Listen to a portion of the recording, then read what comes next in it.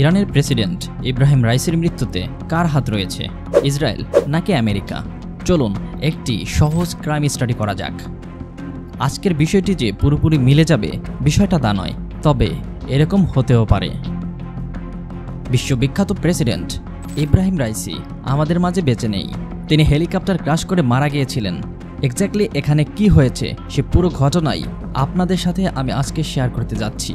পুরো ঘটনার পিছে একটি রহস্য লুকিয়ে আছে, তাই ভিডিওটি শেষ পর্যন্ত দেখার অনুরোধ।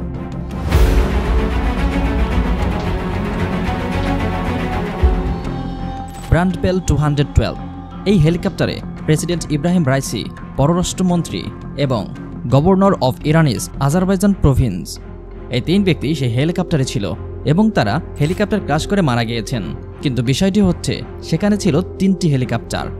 একটি হেলিকপ্টারে তারা তিনজনই ছিল, বাকি যে দুটি হেলিকপ্টার চলছিল তা খুব সেফলি ল্যান্ড করেছে। তাই এই বিষয়টি নিয়ে মানুষের মনে বিস্তার করছে রহস্যের জাল। এখানে কি হয়েছিল কারো জানা নেই, তবে এগুলো নিয়ে ইনকোয়ারি যেন চলছেই। এই ঘটনাকে কেন্দ্র করে আমার মতো আপনার মনেও মেবি অনেক কনসেপ্ট থিওরি চলছে। যেমন প্রথমত, এই কথা বিশ্বাস করা যাচ্ছে না যে হেলিকপ্টারটি সাধারণভাবে ক্র্যাশ হয়েছে। আসলে এটি বিশ্বাস করা জটিল, কারণ এটি ছিল ইরানের সবচেয়ে স্টেবল এবং সেফটি হেলিকপ্টার। আর যদি সেখানে শুধুমাত্র এই হেলিকপ্টারটি থাকতো তাহলে সেটা বিশ্বাস করা যেত, কিন্তু সেখানে ছিল তিনটি হেলিকপ্টার, যার মধ্যে দুইটি হেলিকপ্টারই সেফলি ল্যান্ড করেছে। এমনকি তাদের কোনো সমস্যা হয়নি। যদি সত্যি আবহাওয়া খারাপ থাকে তাহলে অবশ্যই বাকি দুই হেলিকপ্টারও কোনো না কোনো সমস্যা হবেই, এটাই স্বাভাবিক। কিন্তু তা হয়নি, তারা নিরাপদে ল্যান্ড করেছে।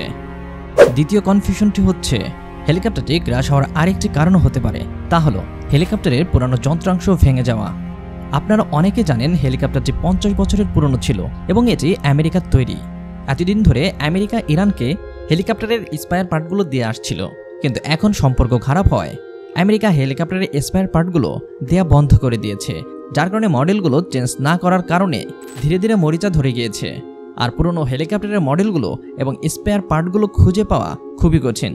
এটি একটি কারণ হতে পারে হেলিকপ্টারটি বিধ্বস্ত হওয়ার। এই কারণেই ভারতের প্রধানমন্ত্রী নরেন্দ্র মোদী বলেন, বিদেশে থেকে আপনি হাতিয়ার নিতে পারেন কারণ আপনার ইমার্জেন্সি বা বাধ্যবাধকতার জন্য, কিন্তু কখনো না কখনো হাতিয়ার শেষ হয়ে যাবে এবং আপনাকে নিজে হাতিয়ার বানাতে হবে।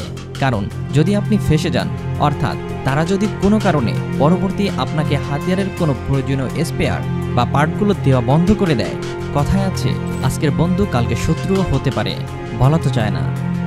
তৃতীয় বিষয়টি হচ্ছে হয়তোবা ইসরায়েলের চক্রান্তে এই ঘটনাটি ঘটিয়েছে।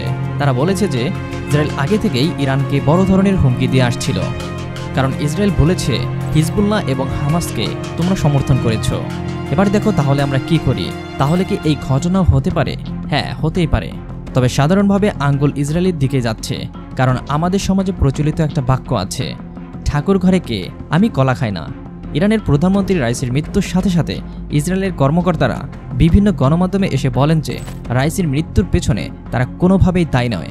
অথচ এই বিষয়টি নিয়ে ইরানের কেউই এখন পর্যন্ত কাউকে সন্দেহ করে কিছুই বলেনি। আপনারা অনেকে জানেন যে কিছু মাস আগে ইব্রাহিম রাইসি ইসরায়েলকে নিশ্চিহ্ন করার হুমকিও দিয়েছিল। আর যখন দামেস্কো ইসরায়েল অ্যাটাক করেছিল সে যুদ্ধে 13 জন লোক মারা গিয়েছিল, তার মধ্যে 3 জনই ছিল ইরানের জেনারেল। ঠিক তখনই ইব্রাহিম রাইসি ইসরায়েলকে হুমকি দিয়েছিল যে যদি আপনারা ইরানের এতটুকু ক্ষতি করার চেষ্টা করেন তাহলে তার পরিণতি অনেক খারাপ হবে, যেটা আপনাদের কল্পনার বাহিরে। এর কিছু মাস পরেই ইরান যখন ক্ষেপণাস্ত্র ড্রোন নিক্ষেপ করেছিল ইসরায়েলের উপর, তখন ইসরায়েল বলেছিল আমরাও এর যথাযথ জবাব দিব। ইসরায়েল শুধু সময়ের অপেক্ষা করেছিল। ইসরায়েল এটি খুব ভালো করে জানে ইরান হচ্ছে হিজবুল্লাহ এবং হামাসের হেড অফ স্টেট। যদি হেড অফ স্টেটেই রাস্তা থেকে সরানো হয় তাহলে হিজবুল্লাহ এবং হামাস কিছুই করতে পারবে না, কারণ যতদিন তারা বেঁচে থাকবে ততদিন ইসরায়েল শান্তিতে বেঁচে থাকতে পারবে না। যতদিন ইরানের লিডারশিপ রয়েছে ততদিন ইসরায়েল কিছুই করতে পারবে না। তাই হয়তো ইসরায়েল ইরানের লিডারশিপকে টার্গেট করেছে, তাই ঘটনাটি এমন ঘটতেই পারে।